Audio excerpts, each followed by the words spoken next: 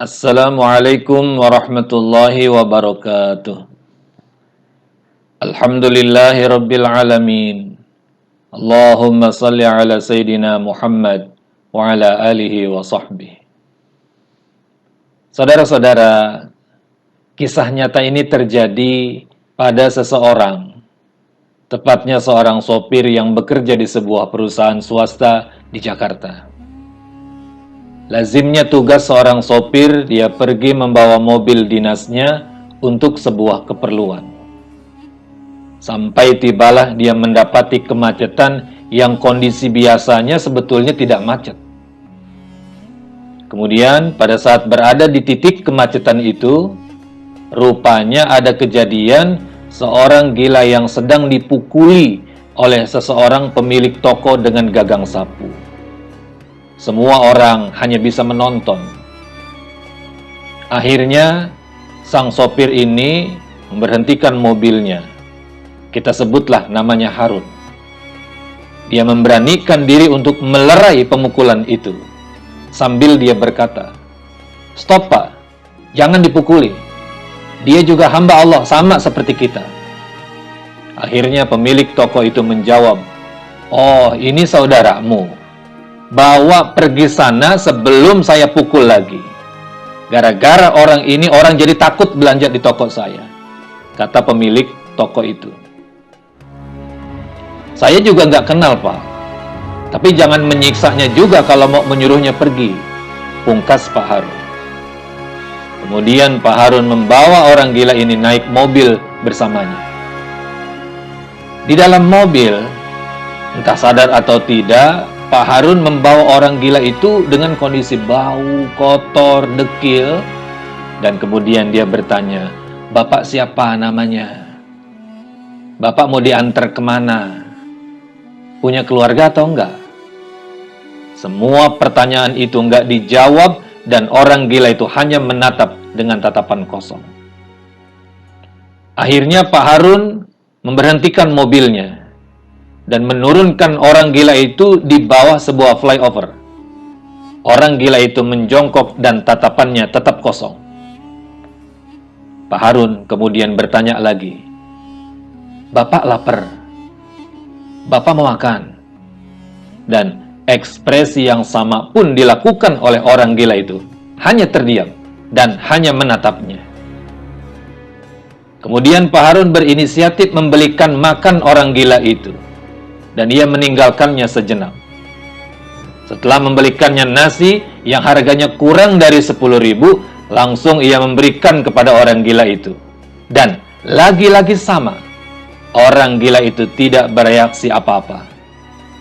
Pak Harun masih tetap bersabar. Sampai akhirnya dia membuka bungkus nasi itu dan meletakkannya persis di depan orang gila itu. Dan pemandangan indah pun terjadi. Orang gila itu menatap Pak Harun dari ujung kaki sampai ujung kepala. Dan kemudian mengangkat kedua tangannya seraya berdoa. Pak Harun dibuat merinding oleh orang gila itu.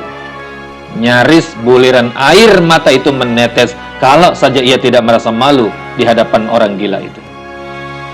Kemudian Pak Harun pergi tanpa pamit dan meninggalkannya. Dan ia melihat dari kejauhan melalui kaca spion, orang gila itu masih tetap mengangkat kedua tangannya sampai tidak terlihat lagi. Saudara-saudara, beberapa hari setelah kejadian itu, Pak Harun ditanya sama bosnya, "Run, kamu kan sering keliling tuh.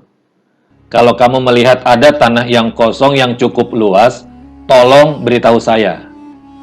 Nih kebetulan ada sebuah perusahaan mau mendirikan pabrik dan mau bekerja sama dengan perusahaan kita." Selang beberapa hari, Pak Harun akhirnya keliling dan menemukan sebuah lokasi di daerah Jonggol. Kemudian ia menghubungi pemilik tanah dan menghubungi bosnya perihal tanah itu. Dan subhanallah, perusahaan yang mendirikan pabrik itu ternyata setuju dengan lokasi itu. Singkat kata, proses pembelian itu terjadi dan Pak Harun mendapatkan komisi dari pemilik tanah dan dari perusahaan tempat dia bekerja. Dan nilainya yang sangat fantastis, tidak kurang dari 1,5 miliar. Allahu Akbar. Saudara-saudara, kita bisa mengambil banyak hikmah dari kisah ini, bahwa kita jangan pernah mengabaikan kebaikan sekecil apapun yang bisa kita lakukan kepada siapapun. Dan Pak Harun melakukannya. Pak Harun menyelamatkan kekerasan yang terjadi pada orang gila. Dan orang gila itu dalam kondisi lapar, kemudian dia membelikannya nasi. Dalam surat Al-Maidah ayat 32, Allah menegaskan, barang siapa membunuh satu nyawa, maka dia seperti membunuh semua nyawa. Begitu juga sebaliknya, barang siapa menyelamatkan satu nyawa, maka seolah-olah ia menyelamatkan seluruh nyawa demi kehidupannya. Inilah yang dilakukan Pak Harun. Dan Allah merahmatinya, Allah menyukainya, dan Allah mengganjar Pak Harun dengan rezekinya yang melimpah dan tidak diduga. Semoga kita bisa menebar kebaikan dan rahmat Allah akan turun kepada kita. Demikian. Assalamualaikum warahmatullahi wabarakatuh.